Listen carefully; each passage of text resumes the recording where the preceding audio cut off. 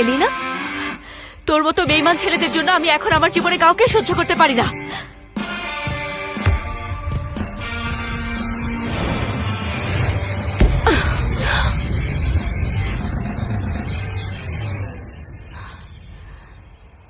তুমি আমাকে মারলে কেন?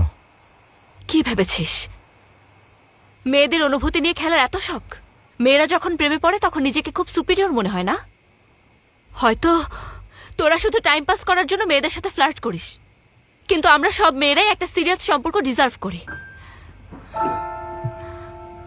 এটা সুন্দর না?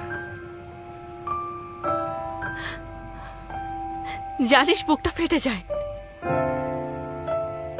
শুধুমাত্র তোদের মতো কিছু পশুর কারণে।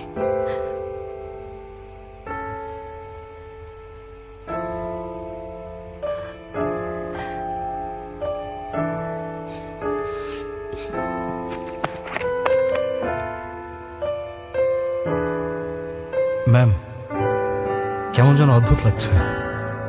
কেমন লাগছে? আমি ওর চোখের পানি মুছতে চাচ্ছিলাম, ওর মাথায় হাত বোলাতে চাচ্ছিলাম। এই অনুভূতিটা হলো সহানুভূতি। কাউকে সান্ত্বনা দেওয়ার ক্ষেত্রে এই ইচ্ছা জাগে।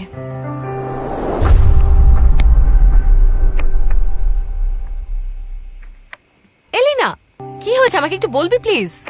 গতকাল আমি ওকে আরেকটা মেয়েকে কিস করতে দেখেছিলাম। কি? তো তো মানে? আরে ও তো ডাবল টাইমিং করছে। কেন, তোর সাথেও কি রিলেশন আছে? তুই ওকে কিস করছিলি কেন? আহ, কি বলছিস এসব?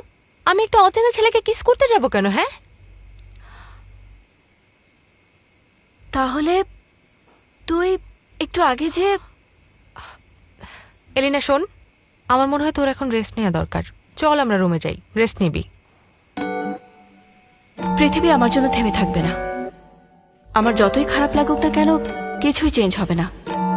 এই যেমন আমার অ্যাসাইনমেন্ট, সারা